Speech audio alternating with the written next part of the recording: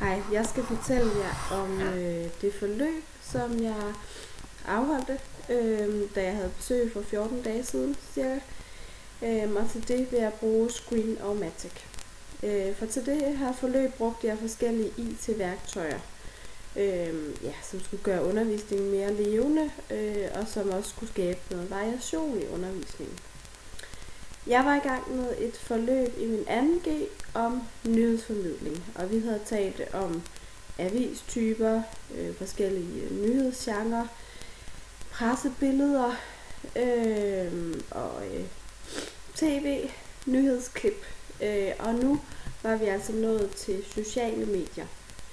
Og vi skulle så ligesom have bygget en bro mellem traditionelle trykte medier og de nye sociale medier.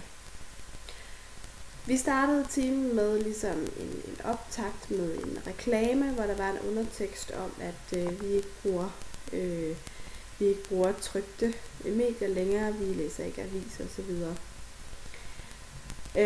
Det var sådan ligesom bare en teaser til at få dem til at tale om de her nye sociale medier. Og de havde hjemmefra læst om Google-galaksen, som Stig Jarvad kalder det. Derefter så skulle de så høre et medieklip netop af Stig Jarvad. Og mens de hørte det her medieklip, så skulle de skrive noter ned. Hvad er det, han siger om Gutenberg-galaksen over for Google-galaksen? De skulle altså skrive noter, nøgleord, de måtte også godt bruge deres lektie til at få knyttet nogle begreber op på Google-galaksen her. Og de begreber skrev de så ind i en Padlet, som jo er denne her elektroniske tavle, hvor man jo bare kan skrive,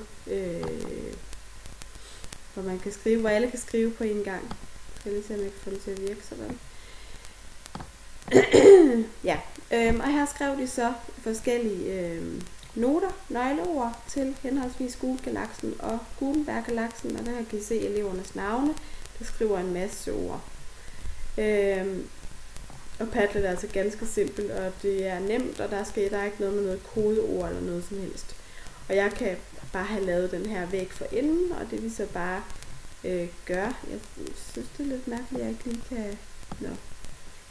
Så kan I se her, så går eleverne bare ind på denne her adresse, og så trykker de simpelthen bare 2 gange på væggen, og så kan de ligesom bare skrive løs. Det er meget enkelt. Og mens eleverne de så skrev de her forskellige ord til både Gutenberg-galaksen og Google-galaksen, så tog jeg ordene fra Google-galaksen og skrev dem ind i en Wordle, den her ordsky.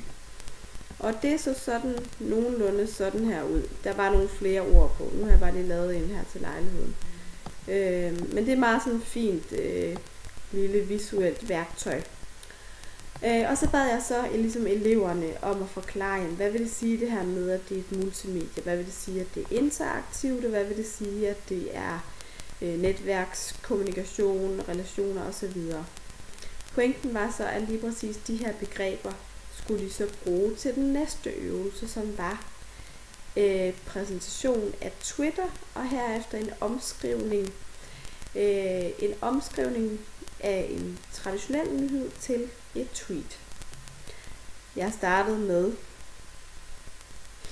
her kan I se opgaven, jeg startede med for enden at gå ind på Twitter og præsentere, jamen sådan ser det ud, og sådan ser det ud med de her tweets, og hvad vil det sige, at man retweeter, og det gør man altså, hvis man ligesom synes, der er noget, der er interessant, og man hashtagger, når der er et emne, og man putter et link på, fordi man har social mediepli, og så videre, og så videre. Og man får nogle followers, når man ligesom skriver noget interessant. Altså jeg præsenterede den ligesom på Twitter, og så lavede sådan lidt en personlig historie om, at altså nu havde jeg jo kun én følger, så nu skulle de ligesom gøre mig populær. Så de skulle hjælpe mig med at få nogle flere følgere, og det gjorde de ved at skrive noget interessant, som jeg kunne bruge. Jeg nævnte selvfølgelig også alt det her med, at Twitter jo er kendt for at være meget, meget hurtigt medie i forhold til trykte medier osv. osv. Men den næste øvelse var altså, at de ligesom skulle omskrive en traditionel nyhed til et tweet. Og der var så de her benspænd med 140 tegn, hashtag, link osv. Og det synes de også var meget sjovt, og der brugte vi så igen faktisk denne her Padlet, som de er helt fortrolige med, fordi den bruger jeg ofte, men ikke hele tiden. De skal også nogle gange helt almindeligt skrive på tavlen og sådan noget. Det synes de også er fint nok med den variation.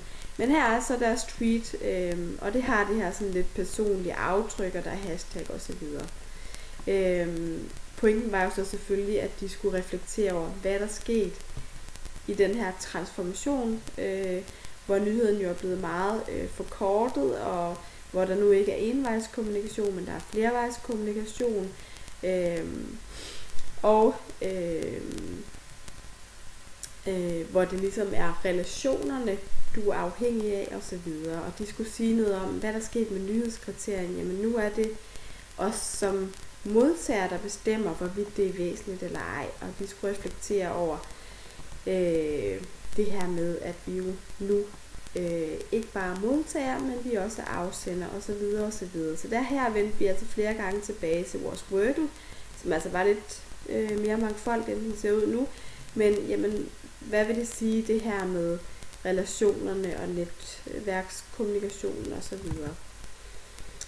Ja, så i den time fik jeg altså brugt flere forskellige medier, og det var sjovt, og det varierede undervisningen på en fin måde.